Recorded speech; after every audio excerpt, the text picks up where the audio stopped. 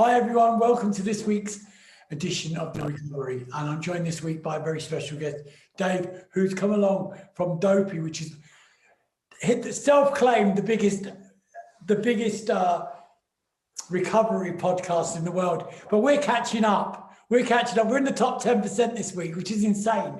But you know, that's some accolade. And why I wanted to talk to you is because I love your humor.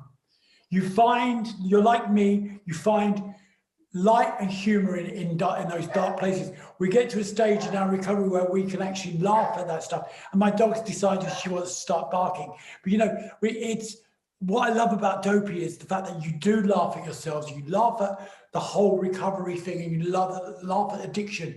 Because for me, people always moan at me and go, "Oh, you know, you shouldn't be laughing at that." And I'm like, "Oh God, I should. I have every right to laugh at it. I've lived it." Do you know what I mean? So totally. A lot of people won't know the story. So what was it like for you?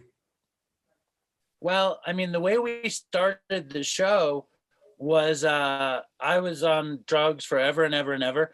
And I went to rehab over and over and over. And I was like one of the few people. How many times did you go? I went to rehab. I went to full rehab only like 3 times, but I went to detox, you know, more times than I know. Yeah. I went to every free detox in New York and every free detox in LA.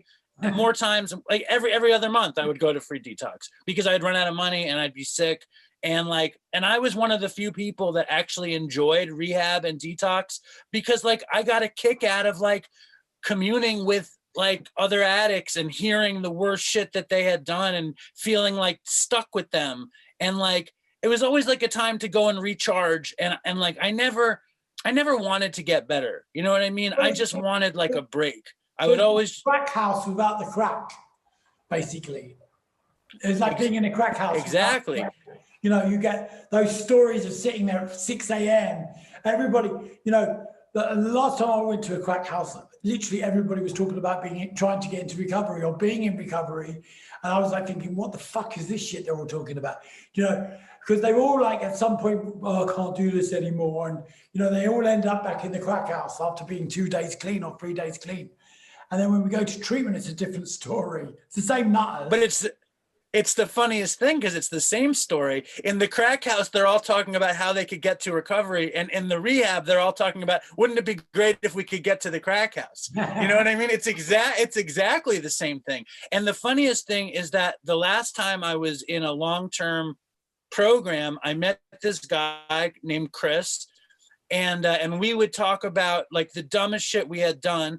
And we would say that, wouldn't it be great if there was a rehab we could go to where we could just use for 30 days instead of having to go like get sober for 30 days. And this guy was, he was very bright and he was very wealthy and he was very educated and he was very charming, but he was fucked up. He had been to 15 long-term programs. I met him when he was, 25 years old and he was in his 15th program.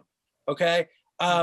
Years later, I had made a show, like a web series about, I was a waiter at Katz's. So I made a web series called The Last Jewish Waiter. And my friend Chris was like, oh, this is great. I love this. Why don't we do something? And I was like, I don't know what you could do. And then I remembered I had another friend who was like, you should do a podcast about the worst drug shit you had ever done. And I told Chris and he was like, oh, I want to do it. So he came to my apartment. I lived on the Lower East Side. We didn't even have microphones. We just opened up the fucking MacBook Pro. And I said, tell me the worst thing you ever did, basically. And he told me a story. He was in a blackout in Los Angeles, an alcoholic blackout. And he went to a veterinarian's office to get Xanax for his cat. He wound up assaulting the vet tech. Police came, a police helicopter came. He wound up stealing just some phenobarbital and he went to prison behind that shit. But that was the first episode of Dopey where he told that story. And I didn't want it to be a recovery show. Yeah. I wanted it to be a story about drugs, addiction, and dumb shit.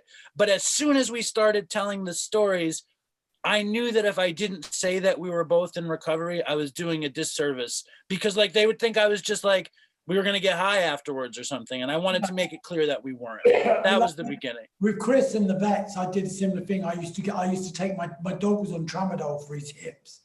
And I used to clean my dog Reggie. We used to like literally, and then we'd have to call the vet and say, hey, we got our car got broken into, and that, you know, they knew we were the worst junkies. I mean, I had no teeth, and I'd still be like, yeah, my car's been broken into. Like it was me breaking into fucking cars. But you know, just so I could take the dog's medication. But it's crazy stuff. That's what we do. So with Dopey, you know, what happened to Chris? What was Chris's story? What happened was, when we started the show, I think I had 4.5 months clean, and Chris had 2 years. And we made the show every week. You know, I've made the show every week up till today, yeah. You know, but fucking Chris, at some point, he was in a program to become a PhD in psychology. He was working in a sober house. He was getting everything done. You know what I mean? Like his whole world was coming to him. He had this beautiful girlfriend who was pre-med at Harvard. And he relapsed at some point. Like I didn't know that he relapsed, but in the middle of the summer 2 years ago, he just turned up dead. His girlfriend found him dead, and he had overdosed on fentanyl, and had been, you know, he'd been doing the show every week. He had been working in a sober house. He had a sponsor. He had sponsees, and he was just lying to everybody. And it was crazy because I had no idea. You know, I felt like everybody, all the people who listen to the show were like, how did you not know? I knew. It's like, if you knew, you should have fucking told me, because I didn't fucking know. The people always say, oh yeah, how did you not know? I know. Come on. If my friend was doing this or my friend was doing that, it's not there. Listen, as an addict, I can tell you, my best friends now, if I was to use, they wouldn't know, because I'm so cunning and baffling and powerful in my using. And my addiction would make it sure that you guys never knew until it was too late. Until I had no teeth left, or I was like, that's where it was. Because come on, this is what we do. You know, it's a part of the nature of the beast, and it's really sad when people relapse, because relapse kills. It kills. You know, it kills the strongest of us. You know, I've had so many friends that had this program for 10, 15 years, and then they've gone out, and literally within a week have ended up dead. Two of my best mates. You know, because the body changes and they go straight back to where they stopped, thinking that that's how much they need to take. And of course, the body can't take it. And, you know, we know the rest of the story. It's really sad. So let's go back before this. What was life like for you as a kid growing up? I grew up in a pretty like a very, very middle-class Jewish home in Manhattan, in New York City. Both of my parents were public school teachers, and I went to a very, very special public school that you had to take a test to get into, kind of thing. And but I think as soon as I hit puberty, like my neuroses was in full effect. You know what I mean? Like I was like a nervous wreck immediately. I would overthink everything. I like needed my friends to be around in order for me to feel okay. But because I had this great group of friends, so I didn't really, I drank one time, like before I was, I don't know, 17, 18. I was working at a summer camp. I was working as a waiter. And I had no friends, and I was miserable. I remember every day I would lie on a hill and listen to the Beatles' Abbey Road, and I felt depression and I felt loneliness. And my only friends there were the European guys who worked in the kitchen, and I became really good friends with them. And the last night of the summer, they threw a party, and it was the first time I drank, and I was probably 15 or 16, and I drank 15 or 16 screwdrivers, and I went out. I just blacked out. I was you know, out on my feet, vomiting, and like I was like, holy shit. But alcohol never did it for me. It was like poison for me. Like my mother was actually allergic to alcohol. She would drink and like she couldn't drink. It wasn't like an alcoholic allergy. It was like an actual allergy. And I think I was like that too. But when I discovered weed, I was like, I like this. It was my fantasy of like being in the Beatles or like being a beatnik or something. It was like this fantasy, and then I jumped right in, and it was like I was in school, I was in college, and I was kind of like alone, and not with my childhood friends. And that's when my kind of alcoholism kicked in, and I So felt that lonely feeling. do you think when you started smoking the weed, that made you go more inverted and literally isolated you, like all addiction does? But, you know, do you really think that kind of just distanced you and gave you that, you know, that warm comfort feeling of like, I don't need anyone else, I've got weed? It was like, it was that, but it was also the classic I have arrived. When I got high and when I got used to the weed, I was like, this is how I want to feel. And I you know, I smoked pot from when I was 18 till when I was 41 every day, basically. I mean, I guess here and there I was in treatment or whatever and I didn't, but like I was like, I want to feel, and like that was really how I think becoming a heroin addict became so easy for me, because I was such a religious stoner. Like I didn't do anything without smoking pot. And I would take psychedelics if they were around. And again, it was my kind of like exposure to counterculture, and I'd play in bands and I was like, ooh, I want to be like you know, a musician, and I want to be an artist, and I want to be this. And it was the drugs that were like, it was like I was like, I don't have to be that good. I could just be high. You know what I mean? Like I don't have to really get great at playing. I could just be fucking fucked up. And of course, my ability to play never really came through. But my drug addiction kicked in because like my real dream was like, I was like a TV junkie as a kid. Like I lived to watch TV. Like I was basically like, I make fun of my dad and say that the television set raised me because I watched so much television as a kid. So I wanted to make TV. And I got a job when I got out of school working in TV at this weird sort of cable network. And the dude who interviewed me, he said, well, it looks like you've done a lot of drugs. He's like, but trust me, I've done more. And I was like, okay, you know what I mean? If you say so. And I got this job, and I you know, I kind of just worked this job, and I got a contract to produce a little music show.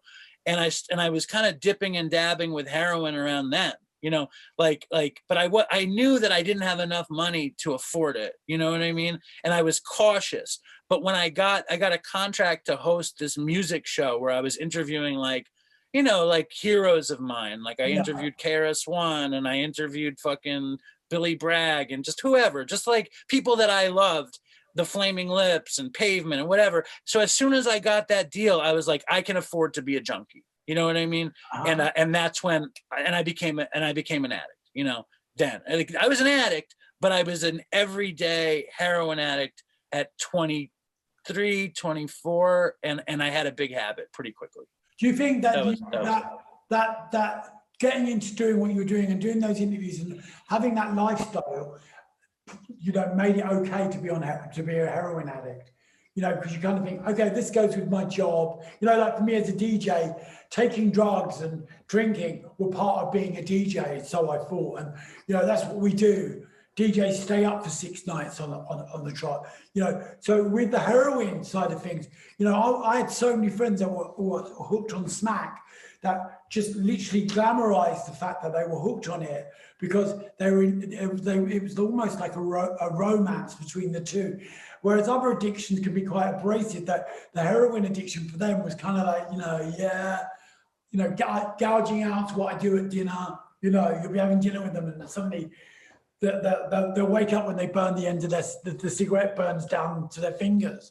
You know, do you think that's what it was like for you? Do you think you were glamorizing it with the job? I think what it was me seeking comfort above all else. Like with the weed, it was like comfort. If I'm not comfortable, I'm like a shell of a person. Like I don't know what to do. So like with weed, that made me comfortable. When the TV shit kind of kicked in a little bit, I got nervous. You know what I mean? And heroin, I found, was so good for the nervousness. And I had such an anxiety, neurotic thing that I cared so much what people thought. Yeah. And finally, with weed, I cared less. But with heroin, I finally was like, I don't give a fuck. You know what I mean? Which is all I ever wanted, was to not give a fuck. And I only achieved it. Please. Were you gonna? No, yeah, I only achieved it with dope. And I needed the dope to make me feel okay to do the work. So I didn't have to fucking worry about it. And I did, before I knew it, I was totally hooked into it. And I was such a piece of shit. I was such a dick. And like, I like it was crazy. I had everything I had dreamed of. And I lost it all within like a year because I was just such a maximum asshole. So I could be on your side of the screen and telling exactly the same story, but with a different substance. I only functioned when I hadn't slept for 2 days, 3 days. I thought I actually was better at doing my job through 3 days lack of sleep. Completely coked out my nut. I couldn't speak. I couldn't do anything. But in my mind, that's when I was functioning best. And I was a complete car crash. We kid ourselves, and I wouldn't go anywhere unless I knew I was going to get it. And I couldn't function. I couldn't do anything without it. And of course, what happens is, it doesn't take long for people to think, I can't deal with that. He's a liability. It's a car crash. We're not going to get him to just. There were so many TV jobs that I had when I was 18, 19, 20, like people had given me to do, like Janet Streetpool, this TV presenter here. She gave me so many opportunities, and each time I couldn't even speak on camera. I'd go, because I'd be so coked up. But my mind was, you need coke to do that. There's a really good saying that Mark Harmon once said, saying, cocaine will get you ready for the party, but it won't get you to the party. And it's kind of like the same with heroin. It's the same with all those things. We kind of kid ourselves that this is what we need to function, because the addiction's taken over. Do you get what I'm saying to you? Obviously, when we have a physical and a mental addiction, that's different. But in the party part side of it, at the beginning, we actually think that we need it to function. Obviously later on when we've got a physical addiction to it, that's totally different, because we do need it to function. Whereas with heroin, that's a physical addiction, whereas with the drugs that I was taking was more of a mental addiction, because there is no physical addiction to cocaine as such. But it was never cocaine. It was always cocaine plus. Do you get what I'm saying? So where did it really go bad for you?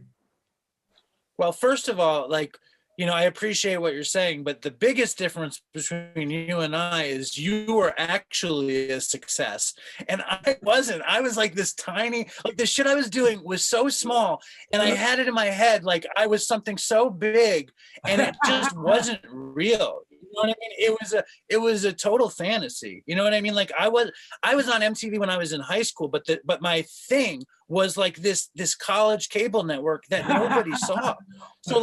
So I'm fucking getting this heroin habit to do this show that nobody watched, and in my head, I'm like, I'm this guy, but it was like nothing, except no matter how small you are, the heroin was real. You know what I'm saying? It's like, that's the fucked up. Thousands of people that do that now without drugs. Right. I'm a DJ, I'm this, I'm that, and the only thing that's big, their careers aren't big, it's just the ego that's big, and they don't even take drugs, the majority of them.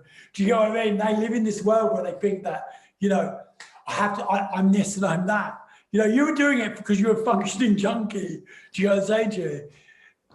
Yes, absolutely. And for me, it fell apart. Like basically, the thing was that they gave me a lot of money. It was just before YouTube. Okay. It was like 98, 99. And there were all sorts of like huge monies going into internet companies. Yeah. So like this internet company got a shitload of money. I lied a bunch of times to get them to give me a shitload more. They signed like a contract with me, and I was 23, and I lived in low income housing in Manhattan. I got on a list when I was 11 to get a $300 apartment, and I got it when I was 19. So I was paying nothing. I was making all this money. I was interviewing my heroes, and my crew, my TV crew were my junkie friends. So I could pay them beyond what they deserved. They wouldn't show up because they'd be dope sick. I wouldn't share the heroin. It was like a fucking train wreck, really. But basically, another company got involved. And they could kind of, my original company loved me, and I could be a fuck up and they didn't care. But big money got involved, and they're like, who is this fuck up? And basically, right, and I had more money than I ever had, but I still didn't have nearly enough to support the habit that I was building. And there was basically a classic moment in my life, which was I could either tell my work that I'm a drug addict and I need treatment, or I could disappear and say I'm sick and come back. And I just disappeared and I went to the public detox and they fired me for breach of contract. So like, and I was a kid, you know, I was 24 years old or something, and I got fired from my dream job. And that was kind of when shit started to really spin out. I got one more good job. I got a producer job at MTV2, and I had started shooting dope at that point. And I remember I was working in a big building. I was on like the 50th floor, and I looked out on Central Park South, and I'm sitting like back in my chair shooting dope, and I'm like, this is it. Like, I'm a hero. I did maybe a 6-week job there. They fired me, and I went and stole every CD off every desk at MTV, which you can imagine. I'm like a shopping bag lady with 3 promotional CDs. And I went down to St. Mark's Place and sold them and bought dope. And from there, I was just like a method for the next 10 years. I was, that was the end of me. You know what I mean? Like, and then it was detox to detox. I got a girlfriend, and she like took care of me like I was one of her cats. You know, I went to a long-term treatment in Florida, but I didn't want to get sober. I wanted to be, in my head, I was like John Lennon or Miles Davis. Meanwhile, I'm like a no-count fucking small-time cable TV producer who can't hold a job. But in my head, I'm like John Lennon who couldn't handle it anyway. And he was John Lennon. You know what I mean? Like, so like, it all fell apart, but I didn't want to get clean. I just wanted to be able to use and think I was special. You know, that lasted forever, really, you know? And how long did that went from, I went to Florida. I went to Delray, which is like this crazy rehab epicenter. And I went to one of these tough love kind of places, and they convinced, I had that cheap apartment in Manhattan, and my parents were covering it for me while I was in treatment. And the treatment told my parents to get rid of the apartment. And we're talking about a $300 apartment on 24th Street and 8th Avenue. And they gave it up, and I lost my fucking mind, you know? And I went crazy. And then I was just like, fuck you, I'm not going home, fuck you. And I scored weed while I was in treatment, and I was like having the time of my life, like being a stoner in South Florida, just kind of getting ready to leave. And I had friends in Los Angeles, and I wanted to work in TV. So I moved to LA, and I get there, and the deal was like, the deal was supposed to be, I get sober and stay sober, and I move into a house with the dude that I had used with more than anybody. And unbeknownst to my other friend, he had gotten addicted to meth, you know? So when I got there, he had just started smoking meth, and I figured, well, it's not heroin, you know? So I started smoking meth in LA. And, but I knew the second I got high on meth that, all I wanted to do was come down, and all I wanted was to feel that warm, safe feeling. So like, basically I moved to LA, and I went into like the biggest tailspin you could ever go into. And I started with meth, and then I went to Tijuana. I got a shitload of pills, and I lived on meth and pills until finally I was working on a TV show in downtown LA, and you know, Skid Row kind of thing, and some bum comes up to me, and he's like, can you give me a cigarette? And I was like, yeah, have 2, whatever. And he's like, I was like, can you do me a favor though? And he's like, what? And I was like, can you tell me where I can score heroin around here? And like, meanwhile, we're in downtown LA. He goes, yeah, that guy has it. He like points across the street. I was like, thanks. And from there, I just nosedived into crazy, back into heroin. My girlfriend moved out there, took care of me, and I got on methadone. Do you find that, you know, I used to travel around the world when I was high, and I would be in countries that I couldn't even speak the same language as them, but I would always know who to find. That I would sit on walls and watch them walk by, and I think, he knows who's got cocaine, he knows who's got this where I can get, and I was always right. I'd go up to these dudes and I'd be like, hey, how you doing? You know where I can score? And they'd be like, yeah, come with me. Always, you know, and they weren't like walking around with one shoe on, you know what I mean? It was like just respectful people. But, you know, it's that like for like, you know, that It's insane. It's that instinct, isn't it, that we have? We could be anywhere and we will find the one person that has what we want. Absolutely. It's also the same reason why fellowship works. Yeah, You know what I mean? Because we know each other. When we see each other, we know each other. It's amazing, really. I remember one time before I moved to LA full time, I visited Venice and I brought a little bit of dope and I ran out of dope. And my friend was like, you're not going to go score, are you? And I was like, yes, I'm going to go score. And I'd wake up in the morning and I remember like I found some bomb and I was like, dude, where can I get some dope? And he's like, at 7 a.m. every day, the junkies meet at Del Taco. And I was like, okay. So at 7 a.m, I would go to Del Taco and there were like, it was like the Breakfast Club. It was like 10 junkies that would meet every day, have coffee. Like one was a bum, one was an athlete, one was a father. One, it was like the Breakfast Club, but they were all waiting for the dude to show up. And it was exactly what you're talking about. It was amazing. I mean, like, I love that quality though. I love that about us, that we see who we are, and that we're willing to like help the next guy out when things aren't too bad, I remember once I was in Turkey and I was coming back and I was at the airport and I had a really, really awful trip. And I was a year clean. And I remember sitting in the departure lounge and the plane was delayed. And I thought, you know what? I'm gonna have a fucking drink. I'm gonna have a drink. I really want to drink. And I got up and I remember having my bag and I said to this woman, excuse me, can you just keep an eye on my bag for me while I go to the bar? And she said to me, do you really want to do that? And I was like, what? And she was like, do you really want to go to the bar?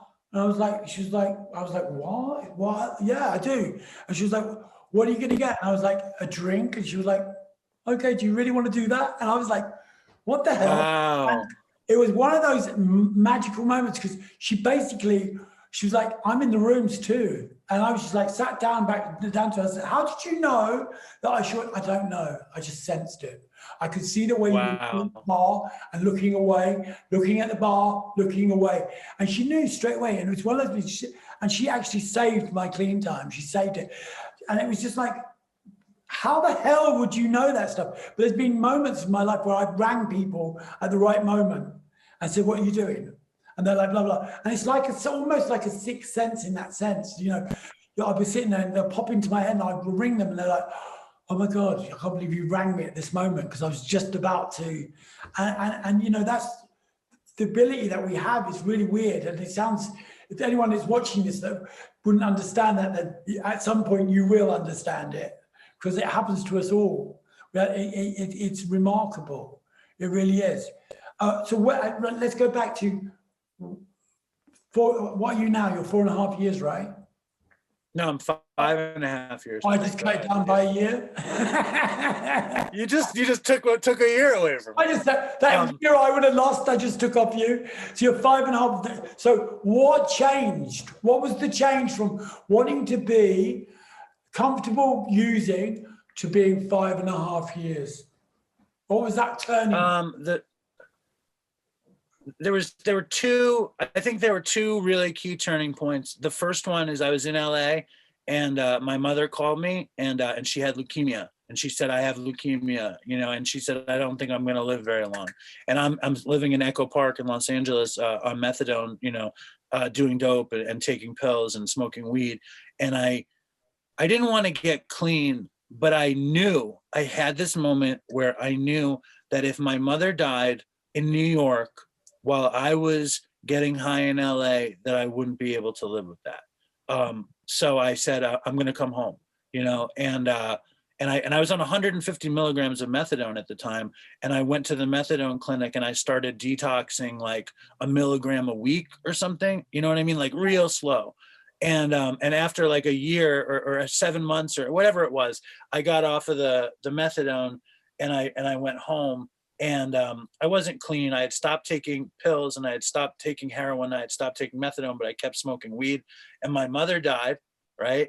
And which was, and I got a job at Katz's. I'd worked at Katz's when I was a kid, and I got another job at Katz's. And my mother died, and I was smoking pot, and I didn't want to get sober.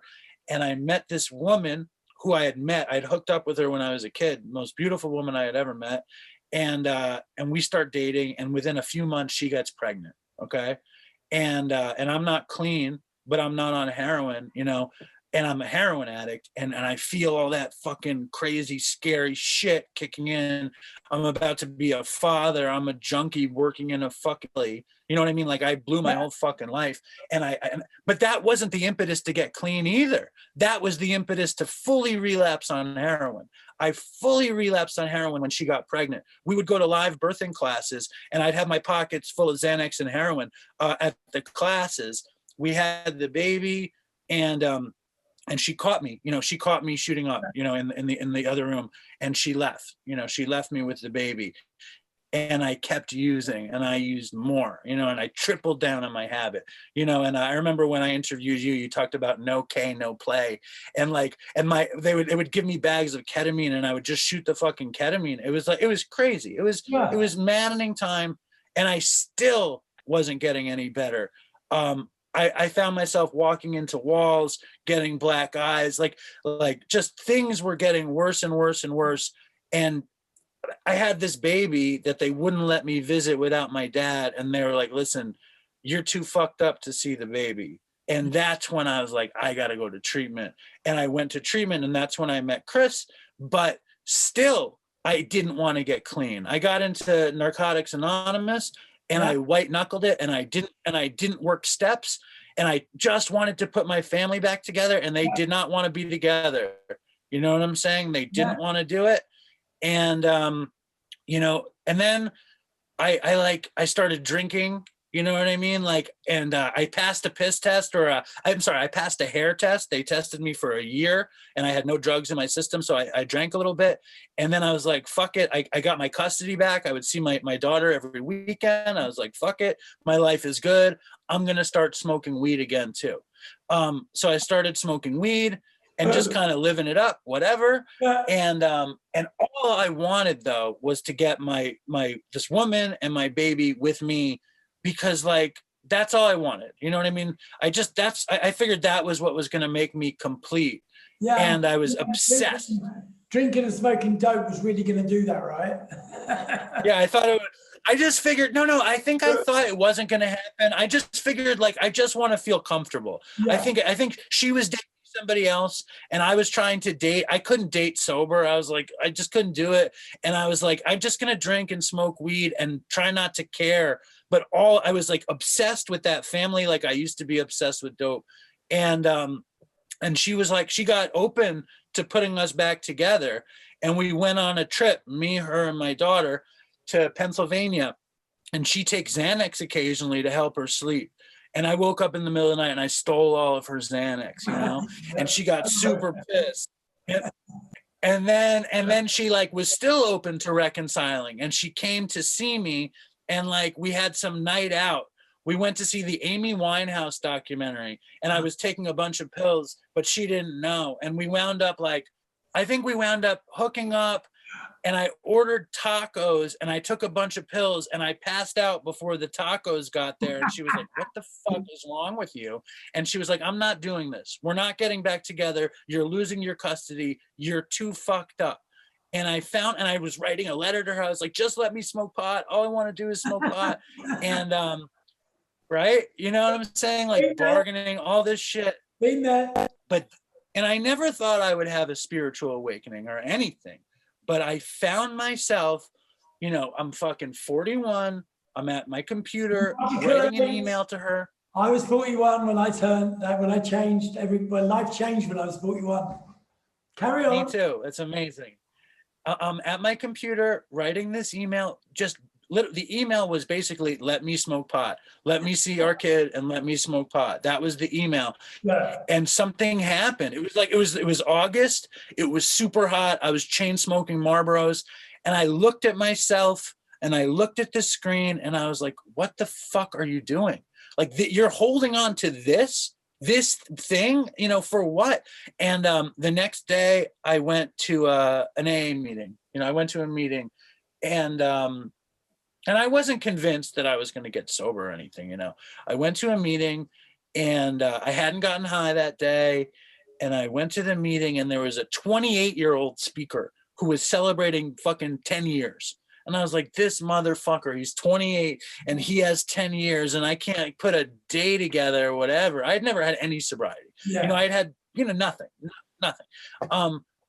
It's funny though, like, anyway, so I go to the guy after he shares and I said, I tell him my story because I'm so fucking desperate. You know what I mean?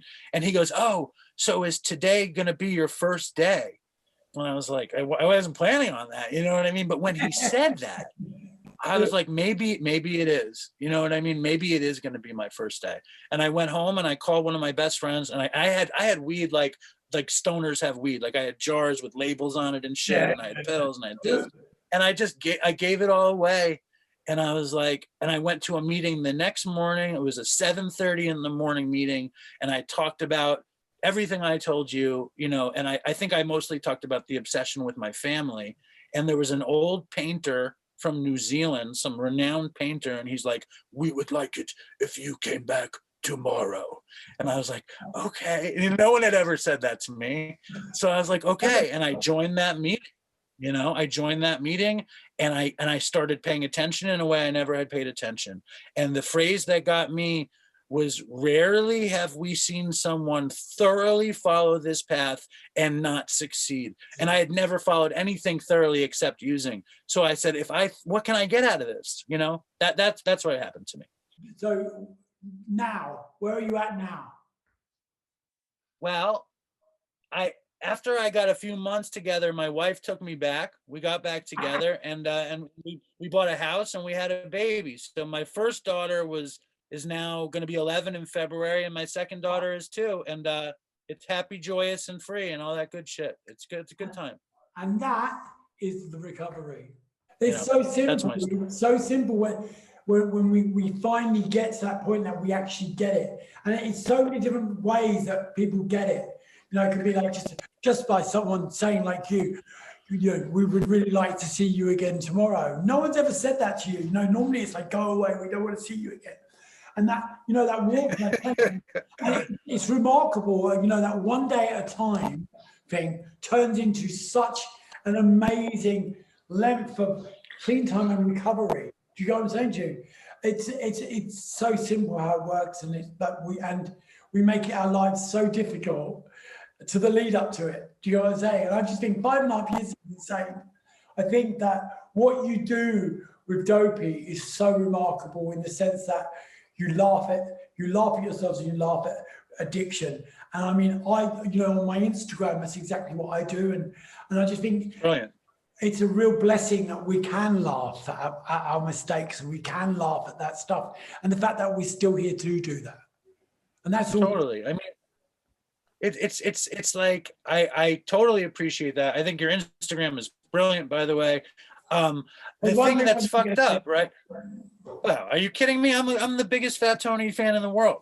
The fucked up thing is, like, you know, we would make these jokes, me and Chris, you know what I mean? And people really responded, and we'd also talk about recovery a ton.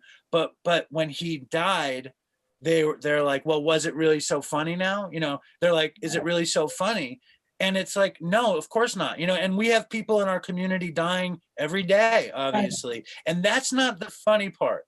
That's not the funny part. That's the tragic part. The funny part is that you and I can be sober after all the shit we've done and talk about recovery. That shit is hysterical. You know what I mean? And the fact that when me and Chris were doing it, it was hysterical. Like, to think that people like us could turn into people that could help somebody else is funny. What the fuck? You know? What the fuck? That, you know, no one would even ask me the time when I was using, because they knew I would lie.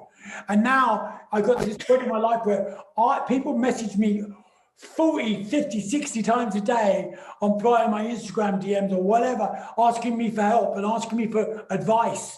What, you're asking me, the biggest fucking junkie in London, for advice? Do you know what I mean? And that in itself is fucking recovery. Recovery, the fact that people can see me laughing at that and think, okay, he's overcome that. Because the interviews that I do or whatever, people know my story, but that's a story. It's about keeping it current and keeping it real by making fun of it and bringing serious stuff to the table and taking out you know, taking the power out of it. By laughing at something, you completely suck that power out. You know, the taboo that shouldn't be spoken about, we speak about. And that's what's brilliant about Dopey. And it's brilliant about what you guys did and what you do now. It's remarkable. And you know what? I'm really, really happy that you came on here today and did this. I really am. And, you know, we're going to put up all your website stuff and all of that stuff on here so that more people. Cool. I mean, I might spell it wrong just so you don't get any more followers than us. No, it's all about me these days. I have no problem with that. You can misspell it. You could do whatever you got to do. It's an honor. It's an honor to be with you. And like, I love it when you come on our show, and I love all the shit you do. I love all of us, like everybody who like is in this kind of world, like all the meme people and all the other podcast people. It's like, yeah, I can be competitive. Like I can be competitive. I'm a dick, but I love that we're a community, and I love that we can have a laugh at it. No one's fucking setting the world on fire, except maybe Russell Brand. But what are you going to do? Oh, you know what I mean? That's a whole other thing. Russell can fuck off and all. Don't worry about that. You know, Russell's a really good friend of mine, and he can definitely fuck off. But that's life. You know, we get to the point where we become of service. And, you know, for me, service is only service when it's a fucking hindrance. When it's the most annoying thing in the world, that's when it's real service. And, you know, doing the memes and doing stuff and making people laugh and doing interviews like this isn't service, it's what we do. Do you get what I'm saying to you? Picking up the phone is service. Answering the phone to someone at 2 a.m. in the morning, that's service. Reaching out, that's service. And, you know, that's what keeps me clean. That's what keeps me sane. That ability to actually put myself in a careless world where I'm not all about self. It's about changing that stuff. And that's what recovery gives us. Working this program, working the stuff, being in recovery. Some people don't need to be in a 12-step fellowship. They can do this in other avenues. And that's what's brilliant about this whole recovery series is it's about people recovering in different ways. And I love your totally. Thank you. I appreciate that a lot. I love your recovery too. And it's an honor to, well, it's beautiful. It's beautiful.